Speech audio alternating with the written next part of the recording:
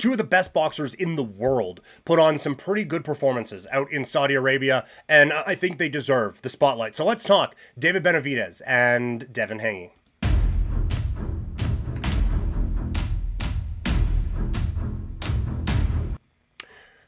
Riyadh season brought us another stacked card in November, and with that came some pretty interesting performances, but a couple that I want to spotlight here today. Again, apologies, this is a little late for a reaction video, but I still want to get something up, but I was on the radio in Calgary and couldn't talk about it. So, David Benavidez, just a dominant performance of Anthony Yarde, and I think what we see here, because Yarde's a fine fighter, this is a couple of times where he has kind of bumped into that ceiling a little bit now, where he has been, like, pretty clearly a good fighter, not a great fighter.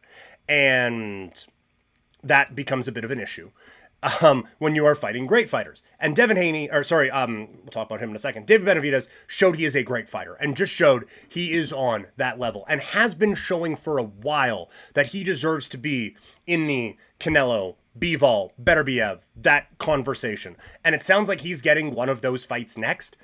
Good. He should, because he is absolutely deserving of being in those spots and getting in those conversations. Just another dominant performance. It is time now to test this guy against the highest level that his weight classes have to offer.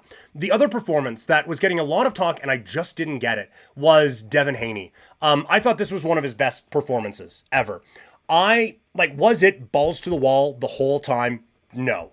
But I think we are having now, and in some ways, rightfully so, with him. Like, it is an earned response, but I feel like for a fighter who gets the reputation of playing it safe, you almost have to come out like it is gaudy Ward, and we're just throwing till one of us drops, baby, and who knows who it's going to be, when it's going to be, why it's going to be. We're just going.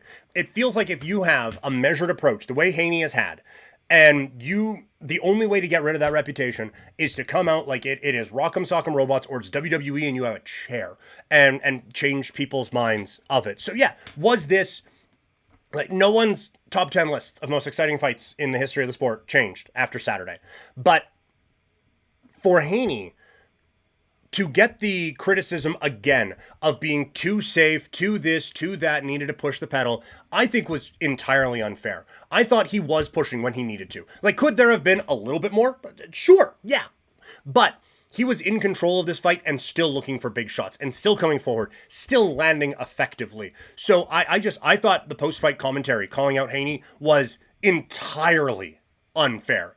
And I know, like, sometimes, especially if it's in a big fight, and Haney coming off of the Garcia, whatever that was, a couple of fights ago, and a bit of a performance in the next one, he needed a win. He needed a win. He needed a good performance.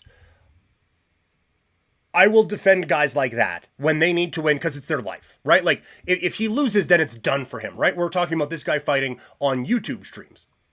All due respect to a YouTube stream. But, instead, now, he gets a win, and he gets to keep fighting in these big fights on pay-per-view, on DAZN, on this, that, and the other thing. So I will be defensive of guys in those spots because you still need to win. This is still a sport. But I feel like this was not that type of a showing at all. I thought Haney was pushing forward, was dictating where this fight was taking place, how it was taking place, and still landing some really substantial shots along the way. So, like, I was blown away with Devin Haney's performance. And I was off of social media because we were a little bit behind on the pay-per-view when we were watching it.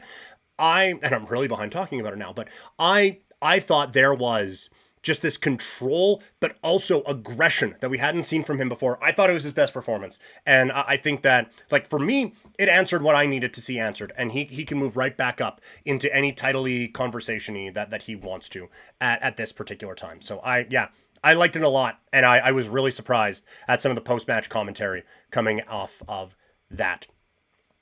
And so I'm excited to see. We got some good boxing coming up. We'll talk about it later on in the week.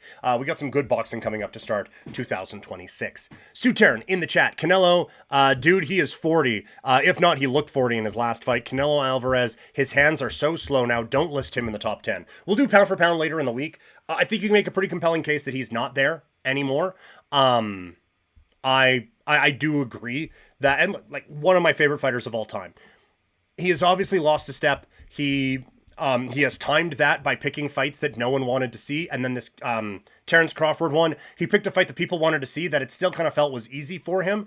And then it wasn't. And you could clearly see where he was deficient at this point in his career. So yes, to list Canelo as a top 10 fighter at this point in his career would probably be whistling past the graveyard on his career a little bit. He's going to need to show a lot in the next little bit. Another one here from Suterin. The sad fact about boxing is the number one ESPN thread is something about Fury. Yeah. I mean, look, there's the Paul Joshua stuff that's happening. Is that this weekend or next weekend? One of them. I don't pay attention to that sort of a thing. I think a lot of the focus for boxing now should be December 27th. My number one pound for pound guy, no, in a way, goes to defend his title again. Just crazy power. If you just want a nice boxing cleanse, watch this guy's highlights on YouTube. He brings the heat. So yes, that should be where a lot of the focus is instead of the Furies, the Pauls, the Joshuas at this point in their careers. 100% agree with you on that, Suterin. So let me know what you guys think on the boxing conversation. If I'm completely out to lunch on Haney or Benavidez, let me know in the chat, or if we're watching after the fact, let me know in the comments. And while you're at it, let's keep this boxing conversation going. Suterin just said it. A lot of the boxing chatter is about things that don't deserve to be talked about. Here, Couch Potato Diary, your boys covered fights for a long time. So I want to talk about the fights that matter in ways that matter. And I want more like-minded fans to do that. So whether you're watching on the live stream or you're watching this after the fact, hit that share button and let's share it with some real fight fans and get a real good conversation going. Not that this hasn't been. I've loved chatting with Suterin. We haven't done this in a little bit. So I'm enjoying the conversation we're having today. I just wish you guys had more people to debate with when we're talking about these in the chat. And the best way to do that is hit that share button.